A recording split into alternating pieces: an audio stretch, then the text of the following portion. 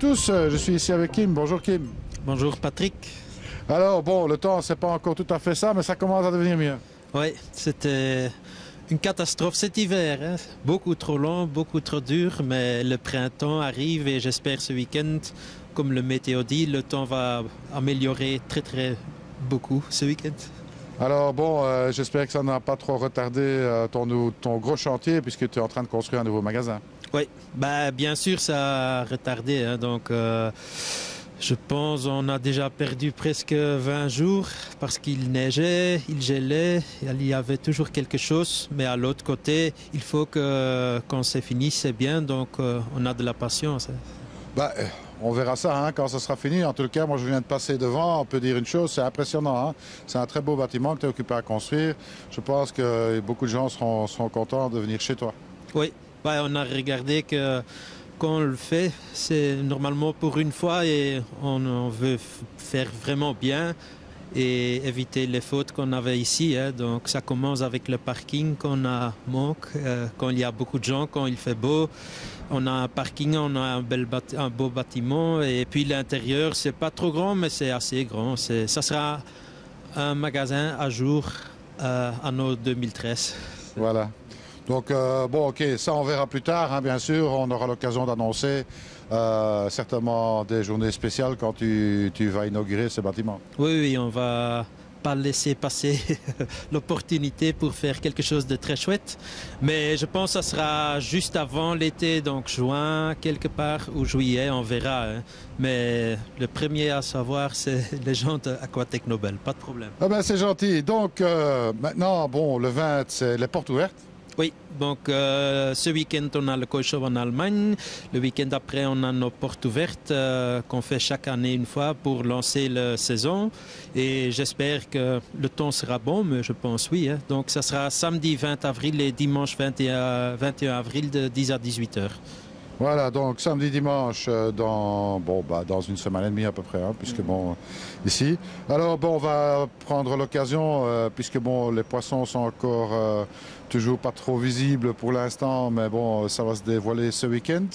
Donc pour ceux qui ne vont pas à Interco, ils peuvent venir ici, le magasin est ouvert. Oui, le magasin est ouvert. Moi, je suis ici vendredi, samedi. Seulement dimanche, je vais au Koi Show pour chercher les koi et éventuellement les coupes. Mais le magasin reste ouvert, pas de problème. Bon, on va faire quelques petits bowls ici pour voir un petit peu ce que tu nous as ramené du Japon. On a déjà eu l'occasion de voir quelques photos, mais c'est toujours intéressant d'avoir deux mots d'explication. Alors, le premier bowl ici. Oui, donc j'ai pris quelques petits tosai parce que la saison de tosai va commencer et c'est quand même aussi important les petits. Et je voulais montrer une fois l'importance des lignées, même dans les petits koi. Donc il y a, comme vous savez, il y a toujours des spécialistes d'une certaine variété ou sorte. Et ici, on a trois sortes, vraiment des spécialistes. Donc j'ai mis des kohaku d'un éleveur peut-être pas encore très connu dans le milieu français. C'est Matsue, je ne sais pas si tu as déjà entendu. Ouais, moi, Matsue, ça je connais bien, oui. Tu connais bien, tu connais tout le monde. Donc les kohaku de Matsue, c'est une lignée Sensuke, c'est vraiment une vieille lignée, mais en Japon c'est très connu parce que ça a été très important dans l'évolution de kohaku.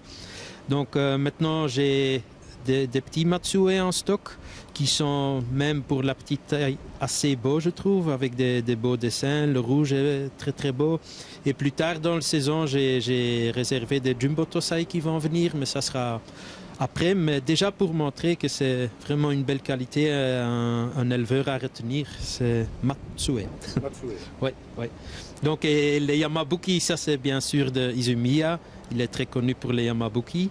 Et là aussi, j'ai demandé à l'éleveur que je connais bien, à son fils, de vraiment envoyer des beaux Tosai. Pas le niveau standard, mais vraiment des Izumiya. Et puis j'ai mis des Purachina parce que je trouve que c'est aussi beau dans le mix. C'est peut-être une bonne idée pour l'étang aussi parce que le contraste entre le rouge des kohaku et le blanc des Platinum est très beau. Et ça c'est des Shoguro. Hein. Shoguro, bon, évidemment ici ce sont des Ginrin en plus. Oui, oui, oui, c'est des Ginrin. C'est souvent des Ginrin, hein. Mais parfois, ça change encore un petit peu, que les Ginrin, parfois, allez, diminuent un peu et ils deviennent un peu normal après, quand ils sont grands. Enfin, on peut remarquer que les Ginrin sont quand même assez lumineux, hein, donc ils brillent bien de tous les côtés. Oui, moi je trouve cette bouquet de koi est très beau. Les couleurs vont bien ensemble. C'est chouette à voir. Bon, voilà, ça c'était le premier bol. On va continuer. Oui, on continue. Alors, bon, Kim, deuxième bol et un poisson qui est fortement apprécié, c'est le goshiki. Oui, de plus en plus, on voit que c'est un koi bien populaire. Avant en Hollande, maintenant partout. C'est le goshiki et c'est beau, hein, le gris et le rouge, le contraste, la couleur de vin. Donc, mais c'est un koi à l'autre côté qui n'est pas facile à trouver, hein. Donc, allez, si tu veux un peu de bonne qualité, c'est assez difficile parce que pour les éleveurs, c'est un challenge assez difficile aussi. On a quel éleveur ici? Ça, c'est des Kawakami ici. Kawakami. Oui, mais c'est vraiment, allez, un lot réservé qu'on a reçu. Donc c'est pas aussi le niveau standard, c'est déjà un niveau assez élevé. Donc il n'y en a pas de masse, il faut se dépêcher si on aime ce genre de variété. Oui, oui, oui. Et comme ça, allez, j'en ai une dizaine et même si j'en commandais 50, c'est impossible. Il n'en a pas de ce niveau-ci. Donc il faut être vite. Ok, eh bien on va continuer, restez avec nous. Alors on est parti sur le bol suivant, des grands classiques. Oui, des Ginrin. Donc ici il s'agit des Ginrin Kohaku et un très beau Ginrin Showa qui n'est pas encore tout à fait fini. On voit que le soumis, le noir, est en train de développer. Il s'agit aussi d'un Nisai, donc il n'est pas du tout fini encore. Mais je trouve qu'il est très très beau. Il s'agit tout des koi de Tosho Sakai. Donc l'éleveur est bien connu pour la lignée Matsunosuke, pour les Sankei, mais il fait aussi des beaux Ginrin qui brillent très fort aussi. Oui, c'est vrai que c'est un Ginrin très éclatant. Oui, oui, on voit, parce que Ginrin souvent c'est qu'une partie ou sur quelques écailles sur le dos, mais ici tout le koi, allez, surtout le koi, le corps, vers le ventre, le Ginrin reste vraiment bien équilibré et ça c'est important pour un Ginrin. Aussi les juges quand ils contrôlent, allez, ils jugent un koi, ils regardent ça aussi, que le Ginrin est partout bien équilibré. Oui, le Ginrin doit rester Ginrin à 360 degrés. Hein. Combien? À 360 degrés. Ok. Donc on peut le regarder de n'importe quel côté, le Ginrin doit toujours être bon. Oui, oui. Bah, quand on descend au ventre, c'est difficile, hein, mais un koi, on regarde aussi pas du côté, mais dès le dos. Oui, oui, oui. Mais comme ça, on voit même partout où on peut voir le koi, le Ginrin, elle est là, partout. J'aime bien aussi le Menkaburi Kohaku. Menkaburi, ça veut dire que la tête est rouge. D'habitude, j'aime moins, mais ici, c'est très beau le dessin parce qu'il a la tête qui est rouge et puis quelques beaux patchs après. Donc, il est très attractif aussi. On va continuer sur la boule suivante. Oui. Alors Kim, ici quelques variétés différentes. Oui. Ici, j'ai mis un peu de pièces moins courantes pour montrer aussi que à Kim's Koi, on a toujours beaucoup de sortes et c'est notre but aussi de pas avoir seulement des Kosankei, mais vraiment un peu de tout. Donc, ce qu'on voit ici, c'est un Doitsu Kigoi, c'est le jaune. Et Kigoi, on connaît bien. Doitsu Kigoi, c'est un peu moins courant, mais c'est aussi très chouette parce que le caractère est aussi assez calme et ça peut aussi devenir assez grand. L'année passée, on avait les Doitsu Karashigoi. Ça, j'ai parfois aussi encore, mais dans une fois un Doitsu Kigoi, ça ressemble fort. Hein, donc. Absolument. Ouais. Et puis j'ai mis une fois un Jinshiro Utsuri. C'est pour montrer une fois autre chose. Donc Shiro Utsuri, c'est blanc et noir. Et quand c'est métallique, c'est Jinshiro Utsuri. Puis j'ai mis un Koromo une fois, mais il est vraiment de bonne qualité. C'est un qui peut même jouer un concours. Un Budo Koromo? Pas encore Budo, c'est un Koromo. Budo, c'est encore plus foncé. ça reste encore un normal Koromo. Et puis j'ai mis une Tancho femelle en Nisei. Je pense celui-là aussi, il a beaucoup de potentiel à devenir un grand Tancho, donc peut-être intéressant pour quelqu'un qui aime bien de grandir une fois un koi lui-même au lieu d'acheter un grand Tancho. Et qu'est-ce que j'ai encore appris? Oui, le Showa. Celui-là, j'ai mis parce que je trouve le béni, le rouge, est vraiment très très beau, bien foncé. Et le sumi aussi est très très profond. Donc, dans quelques années, quand les couleurs sont, allez, surtout le sumi est vraiment fini, ça sera un beau koi.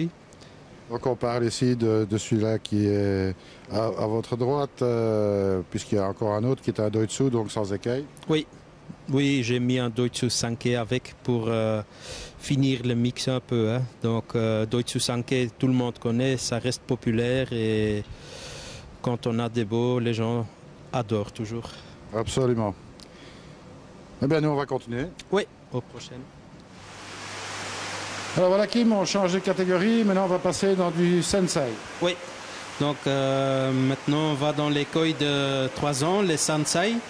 Mais encore, je veux dire, c'est des niveaux de prix très très raisonnables. Donc ici, on voit 3 koi. Ce que je dois dire aussi, hein, donc les koi qu'on va montrer maintenant, peut-être je ne sais pas tout mettre au magasin parce qu'on est dans le stock maintenant. Mais au magasin, on attend aussi que les gens viennent chercher les koi d'automne. Et avec le mauvais temps, ils ont un peu de retard. Ce que je comprends, hein, mais moi je ne veux pas mélanger des anciens stocks avec des nouveaux stocks. Donc si vous voyez un koi qui vous intéresse et il n'est pas au magasin ou sur le site, il faut me demander. Hein. Je les ai. Hein. Bien sûr, bien sûr. Ouais. Donc ici, les koi. On a un Sankei, un Kushibeni Sankei, donc un Shusui, un Hishusui, et puis un Showa, un peu Kage Showa, que le noir est en dessous encore. Et je trouve, comme le Shusui, il est assez particulier. Il est vraiment un Hishusui, mais il a aussi comme des lunettes un peu sur la tête. Et quand on voit les écailles sur le dos, c'est vraiment très beau le contraste avec le bleu et le béni. Il s'agit d'un koi de Takahashi. C'est un éleveur que nous on connaît bien, qui a toujours des prix raisonnables et si on cherche bien, il y a vraiment des beaux koi à trouver. Le Showa, c'est du même éleveur, c'est aussi une femelle. Et puis il y a un Sankei qui est de Sudaka. Je dois un peu réfléchir. Mais ici, ce sont des koi parce que sur vidéo, c'est pas facile à estimer. C'est des koi de, je pense, le Shusui fait une 47 cm et le Sankei 53 quelque chose. Donc déjà une grande taille et très payable. Enfin, 53, je dirais, on est plus, oui, peut-être un peu plus quand même. Le Sankei, le Showa fait 47-48. Oui, comme ça. Je pense le Sankei 52, 53 et peut-être un peu plus. On verra. En tous les cas, de très très belles pièces. Hein, si le prix est accessible, évidemment, ce ne sont pas des poissons qui vont rester très longtemps. Non, j'espère, et c'est mon but. En tous les cas, très beau poisson, félicitations. Ok, le bowl suivant. Oui, ici encore quelques koi que je peux raconter quelque chose dessus. Donc d'abord le Ginrin Shagoi, il s'agit d'un Nisei, mais vraiment, je ne sais pas si tu vas capturer sur la vidéo, mais le Ginrin est vraiment super. Donc j'espère qu'un de nos clients ou le propriétaire futur peut-être peut faire l'élevage avec, parce que je pense que c'est un très bon géniteur. Il s'agit d'un mâle, hein, ça il faut préciser. Mais quand j'étais chez l'éleveur, c'était aussi Tosho Sakai. Tout de suite, je l'ai aperçu dans le bac. Et quand je l'ai mis dans le bol, il rigolait un peu parce qu'il disait que c'est vraiment un koi génétiquement qui est très parfait pour faire l'élevage. Et moi, j'adore Ginrin Shagoi, comme Ginrin Oshiba. Et quand je vois un beau, même si c'est un mâle, je ne peux pas résister. C'est trop beau. C'est vrai que c'est un Ginrin vraiment superbe, hein, parce qu'on n'en voit pas souvent avec des Ginrin comme celui-là. Non. Comme ça, allez, si tous les Ginrin étaient comme ça sera fantastique, mais c'est rare qu'on voit comme ça. Et aussi, Chagoy, on voit très, très souvent des chimies, et ici, on ne voit pas. Hein. Chimie, c'est les petits points noirs, mais il n'a aucune... Allez, un défaut ou petite tache noire ou quelque chose. Donc, un très, très, très beau Ginrin Chagoy. Alors, il y en a un deuxième là que je vois dans ce bowl et qui va certainement faire plaisir à un des membres d'Aquatech Nobel parce qu'il cherchait un beau Tancho Showa et en voilà. Oui, c'est... Mais à ce moment, je pense, un des koi le plus recherché, c'est Tancho Showa. C'est... Quand on part en Japon, très souvent, on reçoit des demandes pour Tancho Showa et même parfois des budgets élevés. Mais pour trouver, c'est pas facile. On en trouve, mais allez, c'est où c'est trop cher, ou ils sont pas assez beaux, ou allez, il y a toujours quelque chose. On a chaque année une ou deux pièces. Mais maintenant, il s'agit un peu d'un pari. C'est un Nisai Tancho Showa. Et on voit peut-être, les gens vont dire, mais il n'est pas beau du tout. Mais il y a encore Tategori. Il n'est pas du tout fini. Mais on voit que la base du Tancho Showa est là. Son maru, la tache rouge sur la tête, est bien. Le noir est à travers du tache, ce qui est beau. Et puis derrière, on voit que c'est un peu gris-bleu, mais pas vraiment noir. Mais ça, c'est une question de temps, je pense. Donc, et aussi, sa qualité de peau n'est pas encore comme il faut, mais il faut voir que c'est... Aller réaliser que c'est un koi jeune. Et même les tout beaux Showa, quand ils sont jeunes, ils sont comme ça. Absolument. Les plus beaux exemples qu'on a, c'est notamment avec Dainichi. Bien souvent, des gens disent « Ah oui, mais bon, il n'est pas très beau, le koi, quand il a 2 ans, et après, quand on le revoit à 3 ou 4 ans, c'est une autre histoire. » Oui, oui, oui. Ça, pour moi, c'est la partie la plus intéressante de koi, mais aussi la plus difficile, c'est comment un koi va se développer. Hein, parce qu'au début, quand on commence en koi, on regarde que les couleurs sont vraiment beaux et flashing. Mais après quelques années, on va se réaliser qu'il y a encore un autre côté de koi, et c'est la partie tategoi. Hein. Comprendre qu'un koi jeune n'est pas toujours beau, mais il peut devenir très très beau. Et ça, c'est la partie la plus intéressante. Alors, le dernier? Ça, c'est... Peut-être tu as des Hollandais qui regardent Aquatech Nobel. Mais c'est un Ginrin Orange Ogon, donc orange, la couleur des Hollandais. Je l'ai mis parce que je trouve que c'est sympa. C'est une fois autre chose. Et il y a bien orange. Donc, pour les amateurs qui aiment bien les couleurs vraiment prononcées, une fois. Oui, en plus que bon, celui-là, il a aussi un très beau Ginrin. Ouais. Donc, avec un rayon de soleil, ça va sortir du bassin. Oui, oui, oui. Parce qu'un Orange normal, j'achète rarement parce que je trouve moins beau. Mais ici, avec les Ginrin, c'est beau. C'est vraiment un koi attractif pour un amateur qui aime bien les couleurs comme ça. Absolument. Il est bien équilibré en plus. Oui. OK, on continue. Oui. Ah. Alors Kim, ici maintenant on rentre dans encore une autre catégorie. Oui, un peu dans la catégorie body, big body. Donc maintenant on a pris un Showa avec un super beau body. C'est un koi que j'ai acheté chez Sudaka. Donc c'est un éleveur pas très connu, mais il fait des Showa qui deviennent quand même assez grands. J'ai vu des espèces là de 80 cm et plus. Et ce qui est bien, c'est des koi qui supportent quand même l'eau froide. Donc, parce que souvent, la combinaison avec Jumbo, c'est souvent lié avec l'eau assez chaude. Et chez lui, je sais, l'hiver, il ne chauffe rien. Donc, c'est vraiment... Ils sont habitués à l'eau froide. Ici, on voit... Je ne sais pas sur caméra si on va voir, mais le dos est vraiment haut, très haut. Le contour du koi est... impressionnant. Hein, bon, tu peux peut-être mettre tes mains dans l'eau, on verra par rapport à ta main. Voilà. Le koi, quand je lève, le dos, c'est très musclé, hein, il est énorme. Donc c'est un koi qui peut devenir très grand. Hein. Allez, selon les conditions que le futur propriétaire va stocker. Mais je pense que si tu donnes ça un bel étang et bonne nourriture, ça peut devenir au moins 80 cm. Bon, c'est un poisson qui n'a que 4 ans, est encore jeune. Oui, maintenant il a 4 ans et je pense presque 70 cm quelque chose. Je n'ai pas mesuré encore, hein, mais je pense qu'il est prêt. Allez, de 70 cm.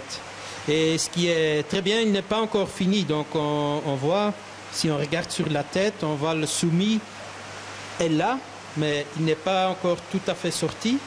Mais c'est vraiment un jeu très intéressant entre le béni, le rouge, et le soumis sur la tête. Et ça va être un très très beau koi quand il sera tout à fait fini. Je pense qu'il est déjà très très beau maintenant. Oui, oui, il est très intéressant. Pour moi, c'est un de mes préférés des grands koi qui sont importés maintenant. En tous les cas, pour moi, c'est un très bel exemple. Il ne faut quand même pas oublier qu'on est juste à la sortie de l'hiver. Donc, en principe, les bodies sont les plus maigres, hein, de l'année. Et celui-là, il a quand même un sérieux body, hein, pour être tout à fait début de saison. Oui, oui. Ça, c'est vraiment les gènes. Hein, parce qu'après l'hiver, les koi sont parfois un peu plus... Allez, pas comme dans l'été, mais génétiquement, quand le body, la structure des bones, comment on dit ça? Du squelette. Du squelette est là, c'est là. Et ça, on voit ici, hein, il a un squelette énorme, je pense. Hein. Ben, superbe poisson. Donc, ça fera certainement un heureux quelque part. Oui, oui, oui. Pour un amateur un peu, allez, assez sérieux déjà.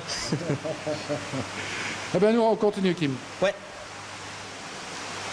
Alors, Kim, encore 3 belles pièces ici dans ce bol. Oui, donc maintenant, on va dans le classique, hein, de Showa et un Kohaku.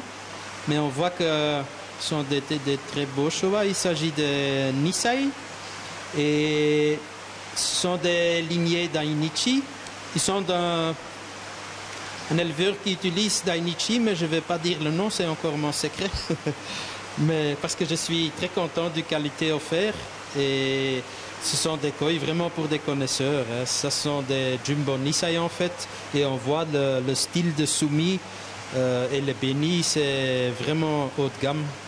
Le soumis, c'est comme de l'encre, c'est très très noir. Le noir va très profond. Ce sont des koi très attractifs. Hein. Absolument. Bon, il n'est pas tout à fait fini non plus, donc il faudra un peu de temps. Et avec les eaux dures qu'on a chez nous, en principe, ça va encore augmenter le soumis là-dessus. Oui, oui, oui. Oui, mais ici on voit, allez, le soumis est sorti dans la partie avant. Deuxième partie, ça va finir, mais on voit, allez, c'est difficile à expliquer quand on n'a pas un deuxième koi qui est différent, mais on voit que le soumis est vraiment d'une intensité qu'on peut pas voir si c'est pas un Showa qui est d'une lignée haut de gamme. Et ici on voit le style de Dainichi dedans. Et parce que c'est pas Dainichi lui-même qui a élevé, c'est encore payable. Parce que Dainichi, on sait, tout le monde veut en avoir des beaux, mais le budget est là toujours. Hein, absolument. Alors on a encore un Kohaku, c'est le même éleveur? Oui, oui, même éleveur. Donc ici, ce qui est beau, c'est un Kohaku avec beaucoup de blanc et quelques taches rouges, mais c'est attractif. Le body est attractif aussi. Et je pense, quand il va grandir, le contraste entre le blanc et le béni va être encore plus beau. Ouais, il est beau. Oui, bon, bah, il est encore jeune, hein, ça se voit. Le kiwa est déjà très bien, le sachet, il faudra qu'il se fasse avec le temps. Oui, oui, oui. Ça c'est une question de temps. On voit la première partie du béni et le deuxième doit encore un peu déchirer, et puis le sachet va améliorer avec les années qui viennent. Mais ça c'est normal. Hein.